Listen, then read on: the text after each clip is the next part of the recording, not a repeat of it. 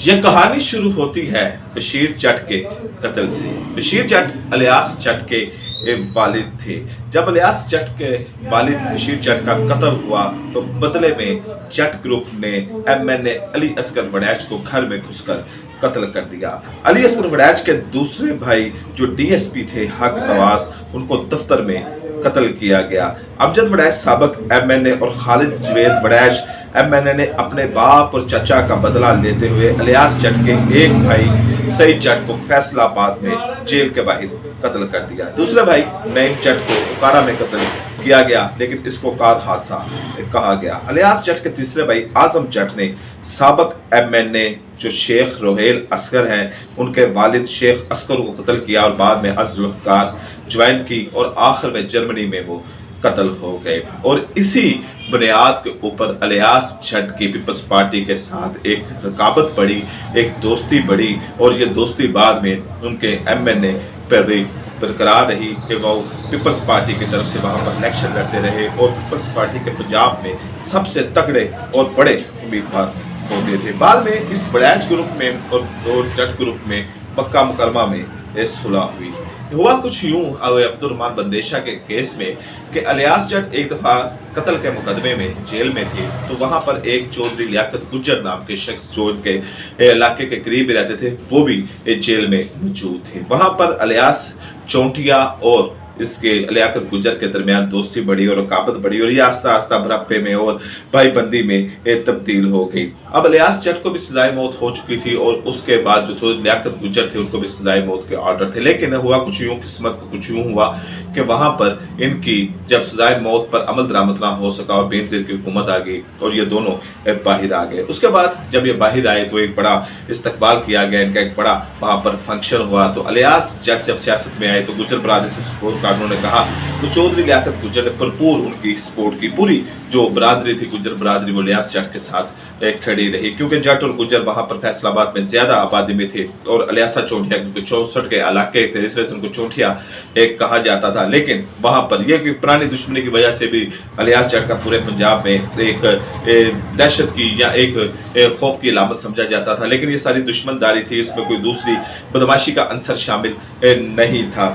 اب یہ معاملہ چلتے چلتے جب الیاس جٹ اس دنیا سے رخصت ہو گئے، ان کا انتقال ہو گیا، تو عبد الرحمان بندیشہ کی وہاں پر دستار بندی کی گئی۔ عبد الرحمان بندیشہ کو بندیشہ خاندان کا بڑا بنایا گیا، لیکن عبد الرحمان بندیشہ نے ایک بڑے پن کا یا عزت دیتے ہوئے انہوں نے وہ پگڑی ڈاکٹر نثار جٹ جو الیاس جٹ کے داماد تھے ان کے سر کے اوپر رکھ دی۔ اب یہ دونوں کے درمیان جب اتنی بڑی عزت تھی، دونوں نے عزت کی، یہ اتنی بڑی مثال قائم کی کہ عبد الرحمان بندیشہ نے اپنے پگ اتار کے نثار جٹ کے سر پہ رکھ دی، تو پھر دونوں ایک دوسرے کا مخالف کیسے ہو گئے؟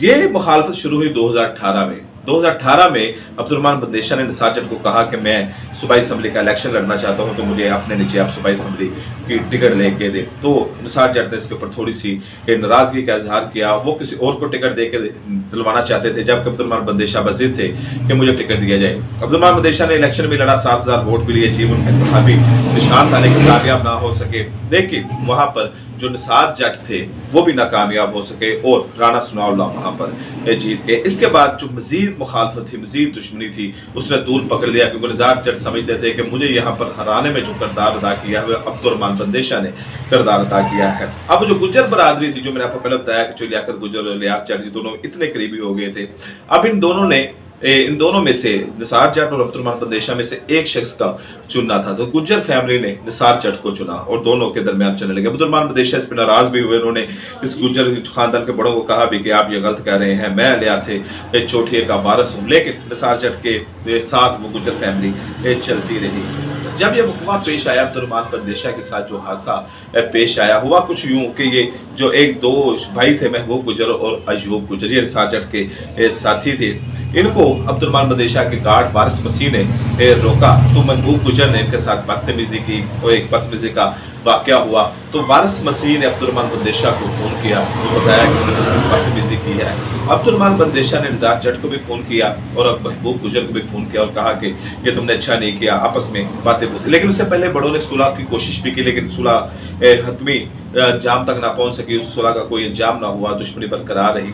तो ये वारिस मसीह का जब केस हुआ तो अब्दुर्रहमान बंदेशा ने निसार जट को भी फोन किया और उसके बाद महबूब गुजर को भी फोन किया। दोनों के दरमियान तलख कलामी होने लग पड़ी। उसके बाद एक चौक में इन दोनों का टाकरा हो गया और वहां पर महबूब गुजर, अयूब गुजर और अब्दुर्रहमान बंदेशा, जिनके साथ बिलाल चीमा भी थे, दोनों का टाकरा हुआ तो फायरिंग का तबादला होना शुरू हो गया। इसमें अब्दुर्रहमान बंदेशा जख्मी हुए, जिसको बिलाल चीमा शेखुपुरा ले गए, लेकिन वहां पर वो जान पर ना सके। शेखुपुरा में अब्दुर्रहमान बंदेशा के मामू थे, लेकिन खून ज्यादा बहने की वजह से वो इस दुनिया से चले गए और अयूब और महबूब गुजर ये मौके पर ही हलाक हो गए। ये पुलिस कांस्टेबल भी थे, निसार जट का एक गार्ड भी उसमें हुआ। लेकिन जो सिदरा सैयद बंदेशा, जो उनकी बहन है, उनकी तरफ से मुकदमा नामजद कराया गया, उसमें इन चारों के ऊपर कराया गया। डॉक्टर निसार जट के ऊपर करवाया गया, महबूब गुजर के ऊपर, जो अयूब गुजर के ऊपर और गार्ड्स के ऊपर और दूसरे लोगों के ऊपर। लेकिन मरकजी मुलजम जो रखा गया वो निसार जट को रखा गया कि इसने सियासी रंजिश की वजह से मेरे भाई को यानी कि कत्ल करवाया है। अब सिदरा सैयद बंदेशा मुकाबले में है, अब ज्यादा जो हमदर्दी है, लेकिन जो वहां पर वैसे एनालिसिस करें इस इलाके का तो अब्दुर्रहमान बंदेशा की वहां पर काफी फैन फॉलोइंग थी। अब्दुर्रहमान बंदेशा के बारे में कहा जाता है कि वो मिलनसार इंसान था, लोगों के काम आता था।